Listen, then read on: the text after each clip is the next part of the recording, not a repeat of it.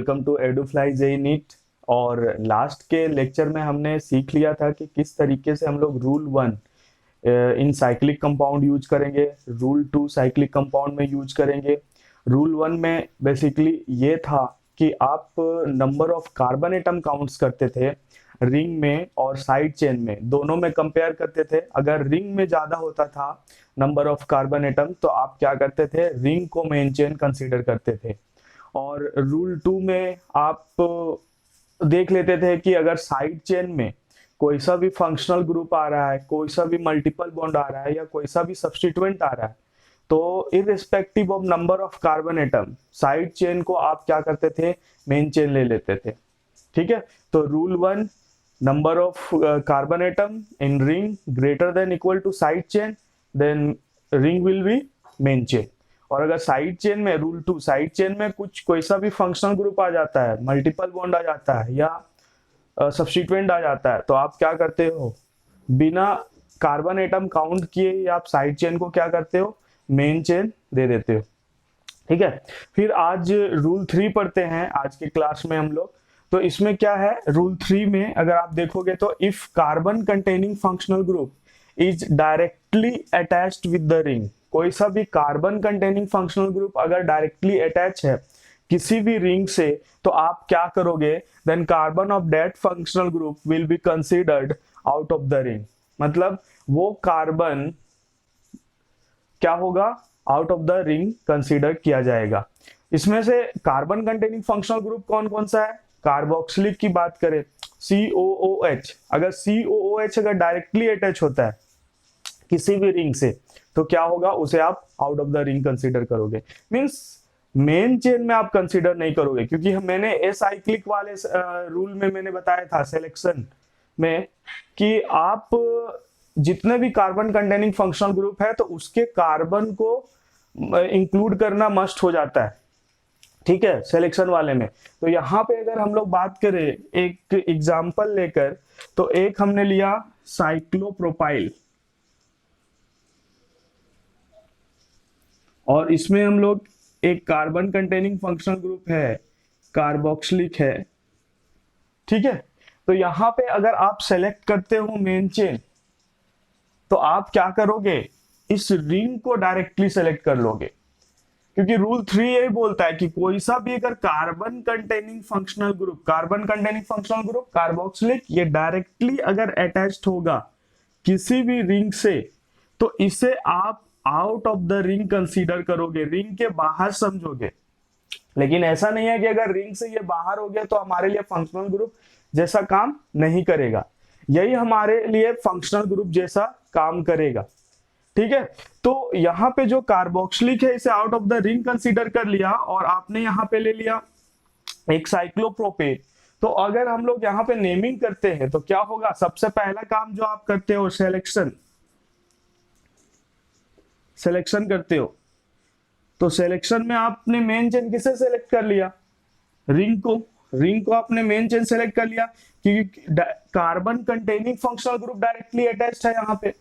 इसके बाद अगर हम लोग बात करें नंबरिंग,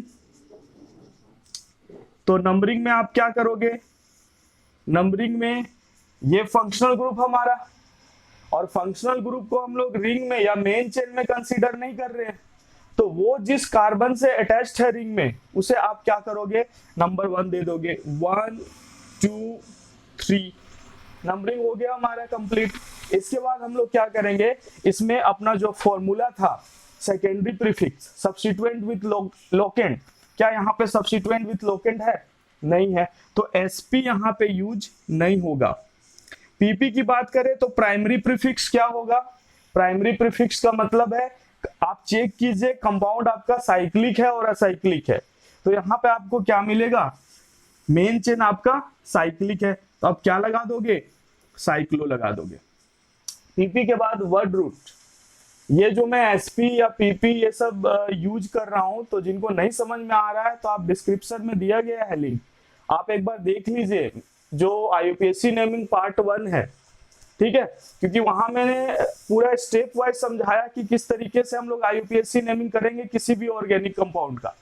तो यहाँ पे प्राइमरी प्रीफिक्स में हम लोग चेक करते हैं कि कोई सा कंपाउंड का जो मेन चेन है वो साइक्लिक है या असाइक्लिक है। साइक्लिक रहता है तो हम लोग साइक्लो लगा देते हैं।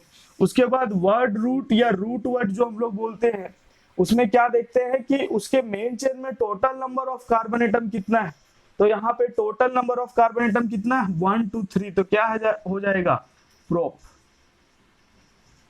उसके बाद प्राइमरी सफिक्स, कोई सा भी कंपाउंड सेचुरेटेड है, मींस उसका मेन चेन सेचुरेटेड है, डबल बॉन्ड है, ट्रिपल बॉन्ड है, सिंगल बॉन्ड है। सिंगल बॉन्ड में क्या करते हैं हम लोग, वहां पे प्राइमरी सफिक्स क्या लगाते हैं, अल्केन का एन लगा देते हैं। अगर वो डबल बॉन्ड रहता, ट्रिपल बॉन्ड रहता, तो वहां पे एल्कीन का इन लगा देते, और ट्रिपल बॉन्ड अल्काइन का वाई एन ई लगा देते। यहाँ पे क्या है, मेन चेन में सिंगल बॉन्ड है, तो क्या करेंगे हम लोग, ए एन ई लगा देंगे। अब लास्ट जो हमारे लिए बच रहा है सेकेंडरी सफिक्स। तो सेकेंडरी सफिक्स में क्या लिखते हैं हम लोग, किसी भी फंक्शनल ग्रुप का सफिक्स लिखते हैं हम लोग। तो यहाँ पे फंक्शनल ग्रुप का सफिक्स क्या हो जाएगा, फंक्शनल ग्रुप क्या है, कार्बोक्सिलिक। तो मैंने आपको बताया था पहले भी कि कोई सा भी functional group, carbon containing functional group का दो सिचुएशन होता है, एक तो जब वो मेन चेन में इंक्लूडेड है, और एक जब वो मेन चेन में इंक्लूडेड नहीं है। तो इसका दो सफिक्स लिखवाया था मैंने। एक तो सफिक्स क्या होता है, जब मेन चेन में इंक्लूडेड है तो क्या होता है, ओइक एसिड। मेन चेन में जब इंक्लूडेड रहता है तो क्या होता है, ओइक एसिड। और जब मेन चेन में इंक्लूडेड नहीं होता तो क्या बोलते हैं उसे, कार्बोक्सिलिक एसिड। ओइक एसिड और दूसरा कार्बोक्सिलिक एसिड सफिक्स।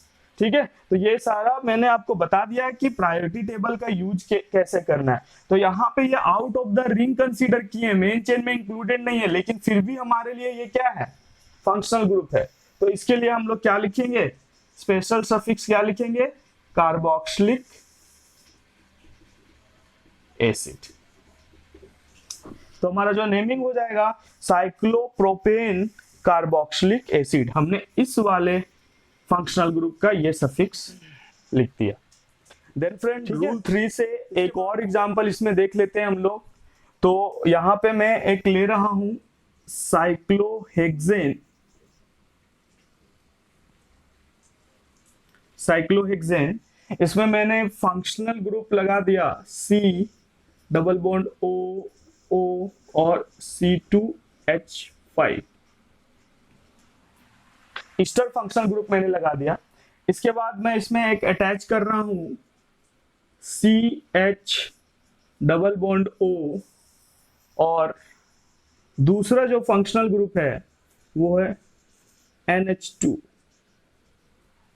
ठीक है, तो यहाँ पे अप्रोच आपका क्या रहेगा, सबसे पहले कि यार यहाँ पे कितने फंक्शनल ग्रुप है। तो आपको क्या मिल रहा है, यहाँ पे दिख रहा है आपको एक ईस्टर फंक्शनल ग्रुप है, और ईस्टर के ऑक्सीजन से क्या अटैच्ड है, इथाइल ग्रुप अटैच्ड है। यहाँ पे दूसरा जो फंक्शनल ग्रुप मिल रहा है आपको क्या मिल रहा है, एल्डिहाइड, और तीसरा जो फंक्शनल ग्रुप है वो है अमाइन। तो सबसे पहला काम हमारा क्या रहेगा कि आप जाओगे प्रायोरिटी टेबल में और देखोगे कि भाई सबसे जो सीनियर फंक्शनल ग्रुप है तीनों में से वो कौन है। तो आपको क्या मिलेगा, ईस्टर आपको सबसे सीनियर फंक्शनल ग्रुप मिलेगा, मेन फंक्शनल ग्रुप मिलेगा। ठीक है, तो जैसे ही हमने देखा कि एक ईस्टर जो है वो दोनों से सबसे क्या बोल रहे, प्रायोरिटी में है, मीन सबसे सीनियर है। तो आप क्या मान लोगे कि ये दोनों सब्स्टिट्यूएंट जैसा काम करेंगे, क्योंकि मैंने एक रूल बताया है कि जहां पे दो या दो से ज्यादा फंक्शनल ग्रुप रहे तो आप प्रायोरिटी टेबल का यूज करके डिसाइड करोगे कि सीनियर फंक्शनल ग्रुप कौन है, तो वो आपका मेन फंक्शनल ग्रुप हो जाएगा। और उसके बाद जो भी बचेंगे वो क्या हो जाएंगे, आपके लिए सब्स्टिट्यूएंट हो जाएंगे। मतलब सब्स्टिट्यूएंट का हम लोग क्या लिखते हैं, सेकेंडरी प्रीफिक्स लिखते हैं। तो आप जाओगे प्रायोरिटी टेबल में तो आप देखना जब CHO यूज होता है तो CHO के लिए जो प्रीफिक्स यूज होता है वो होता है फॉर्माइल। पहले ही हम लोग लिख लेते हैं, CHO के लिए जो यूज होता है वो होता है फॉर्माइल, और NH2 के लिए जो सब्स्टिट्यूएंट यूज होता है, प्रीफिक्स यूज होता है, वो होता है अमीनो। ठीक है, तो ये हमने पहले ही क्लियर कर लिया। दूसरा चीज आप देखोगे, जो ईस्टर वाले केस में मैंने बताया था कि इसका एक एक्सेप्शनल तरीके से नेमिंग किया जाता है। मींस इसमें जो होता है, इसका फॉर्मेट होता है, वो होता है alkyl dot dot dot dot dot ओएट, अगर इंक्लूड हो। और अगर इंक्लूड नहीं है तो क्या लिखा जाता है यहां पे,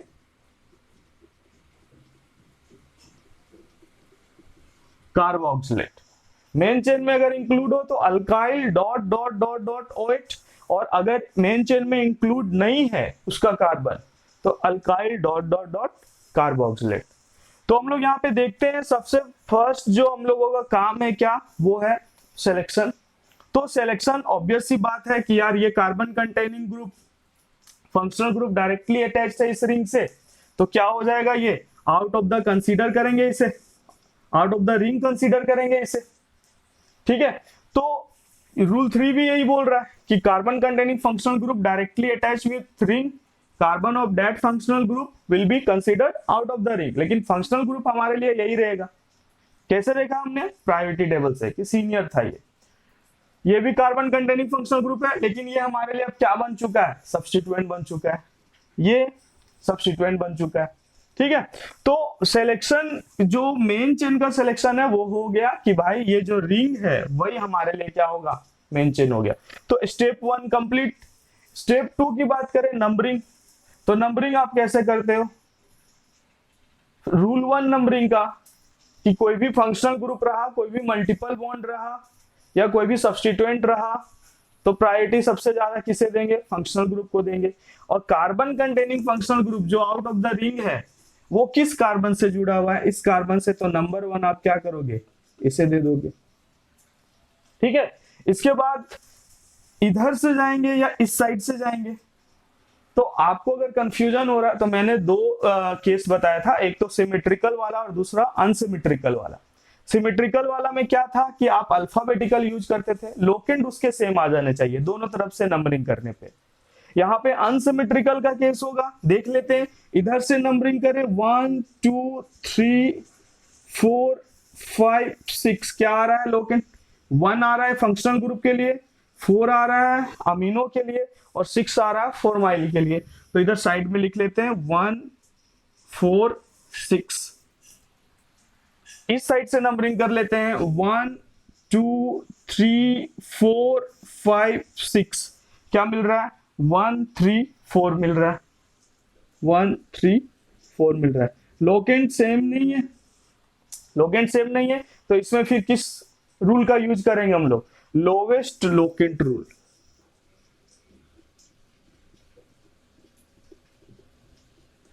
लोवेस्ट लोकेंट रूल।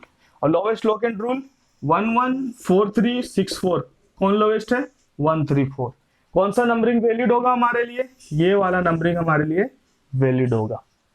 ठीक है, तो 2 फॉर्माइल को मिल गया 2 और अमीनो को मिल गया 4। उसके बाद हमारे फॉर्मूला जो है उस पे आते हैं।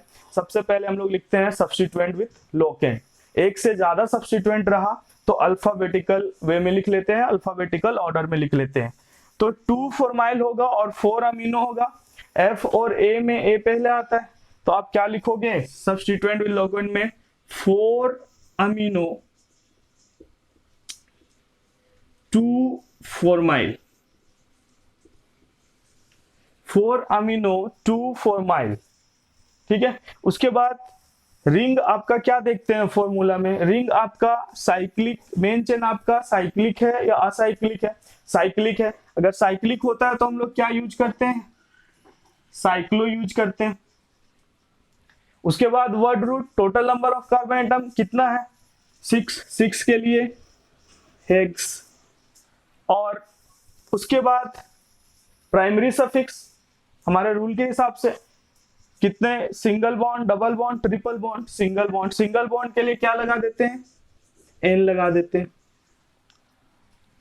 ठीक है, उसके बाद फिर लास्ट में फंक्शनल ग्रुप का सफिक्स ईस्टर है। ईस्टर के लिए अगर रिंग के बाहर रहा तो क्या लिख देते हैं, कार्बोक्सिलेट। मेन चेन से बाहर रहा तो कार्बोक्सिलेट लिख दे। तो ये हमारा नेमिंग होगा, लेकिन हम लोग इसमें भी एक चीज अभी मिस किए हैं और जो कि आपको याद रखना है हमेशा, ठीक है। यहाँ पे जो ये अल्काइल है, ये आपका जो हमारा फॉर्मूला है उससे पहले ही आप लिख दोगे। और ये अल्काइल क्या था, ये अल्काइल था alkyl attached with oxygen of Easter. तो यहाँ पे इस वाले ऑक्सीजन से कौन सा अल्काइल अटैच्ड है, इथाइल। तो आप इससे भी पहले क्या नेमिंग लिख दोगे, इथाइल को आप पहले ही लिख दोगे, ये अल्फाबेटिकल में नहीं जाएगा। जैसे यहाँ पे ए और एफ में हमने अल्फाबेटिकल देखा, तो आपको कंफ्यूज नहीं होना है कि यार इसे ई से शुरू हो रहा है तो इसे बीच में रख दे, नहीं, इसका फॉर्मेट ही प्रॉपर है alkyl dot dot dot dot OH और कार्बोक्सिलेट। कार्बोक्सिलेट का जब ये आपका मेन चेन से बाहर होगा। तो यहाँ पे हमने इथाइल लिख दिया, उसके बाद 4 अमीनो 2 फॉर्माइल साइक्लोहेक्सेन कार्बोक्सिलेट। तो इस वाले कंपाउंड का नेमिंग कंप्लीट हो गया। एक इसके बाद लास्ट एग्जांपल हम लोग लेते हैं और उसके बाद फिर एक नए टॉपिक पे आएंगे और वो टॉपिक होगा IUPAC नेमिंग इन रेडिकल। देन फ्रेंड रूल 3 में हमारा लास्ट एग्जांपल होगा, तो इसमें हम लोग एक साइक्लोपेंटेन ले लेते हैं और इसके बाद हम लोग इसमें एक फंक्शनल ग्रुप लगा देते हैं कार्बोक्सिलिक। यहां पे एक मैंने सब्स्टिट्यूएंट अटैच कर दिया, ये डबल बॉन्ड का सब्स्टिट्यूएंट, देख लेंगे कि इस सब्स्टिट्यूएंट का नेमिंग क्या है। और एक हमने अटैच कर दिया यहाँ पे C double bond O C2H5। तो 2 फंक्शनल ग्रुप है, एक सब्स्टिट्यूएंट है।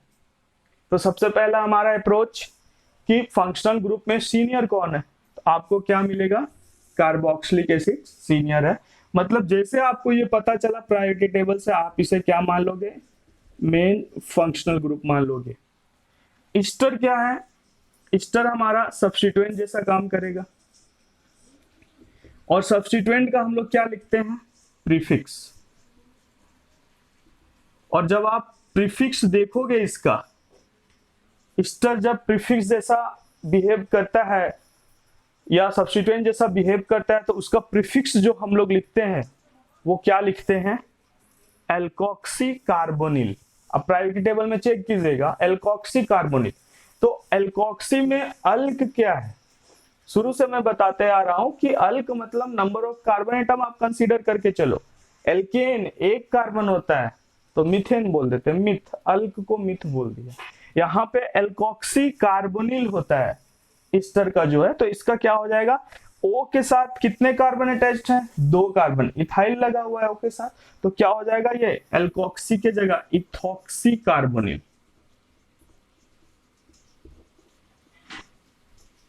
इथॉक्सी कार्बोनिल, ठीक है। अब आते हैं मेन फंक्शनल ग्रुप, इसका सफिक्स क्या होता है जब इंक्लूड नहीं होता है। तो आपको मैंने पिछले एग्जांपल में भी बताया है, इस जब इंक्लूड नहीं होता है तो इसका सफिक्स हम लोग क्या लिखते हैं, कार्बोक्सिलिक एसिड। सब हम लोग किसके यूज से लिख रहे हैं, प्रायोरिटी टेबल के यूज से लिख रहे हैं। इस वाले सब्स्टिट्यूएंट में आते हैं, अगर आपको यहाँ पे ध्यान से देखोगे तो ये क्या है, CH2, मतलब CH4 था, उसमें से मैंने एक हाइड्रोजन हटाया तो क्या बन गया, CH3। फिर फर्दर एक मैंने हाइड्रोजन हटाया तो क्या बन गया, CH2, डाइवेलेंट रेडिकल।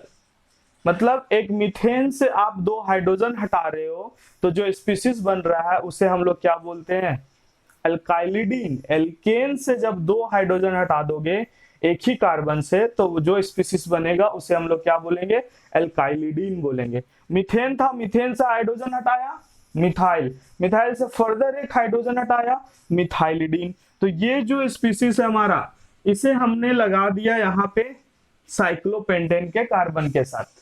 तो ये जो है इसका सब्स्टिट्यूएंट का नेमिंग हम लोग क्या बोल सकते हैं, मिथाइलिडीन, मिथाइलिडीन। तो आप एक बार अगर कंफ्यूजन हो रहा है तो आप रेडिकल फॉर्मेशन में देख लेना कि किस तरीके से हमने किसी भी रेडिकल का नेमिंग किया है। ठीक है, तो ये हमारा काम कंप्लीट हो गया। मीन्स पहले हमने डिसाइड कर लिया कौन सीनियर है कौन जूनियर है। उसके बाद हम लोग आएंगे स्टेप में। हमारा जो स्टेप 1 है वो क्या बोलता है कि भाई सिलेक्शन करो। सबसे पहला काम है कि आप एक पेरेंट चेन को सिलेक्ट करो। तो यहाँ पे आपको क्या दिखेगा, पेरेंट चेन क्या है हमारा, carbon containing functional group directly है रिंग से, इसे out of the ring consider करेंगे। तो ऑब्वियस सी बात है हमारा रिंग क्या हो जाएगा, रिंग हो जाएगा हमारे लिए parent carbon chain main chain. Step 2 numbering कर देते हैं। तो सबसे सीनियर वाले कार्बन को नंबर 1 इधर जा रहे हैं। अब देखो दोनों साइड से जा सकते हैं, फिर से वही कंफ्यूजन नंबरिंग के टाइम में। तो क्या करना है, दोनों साइड से नंबरिंग कर दो। इधर से जाएंगे तो 1 2 3 4 5, इस साइड से अगर आए तो 1 2 3 4 5, दोनों का लोकेंट लिख लीजिए 1 2 5। इधर से जाने पे 1 2 मिथाइलिडीन का और 5 एल्कोक्सी इथॉक्सी कार्बोनिल का।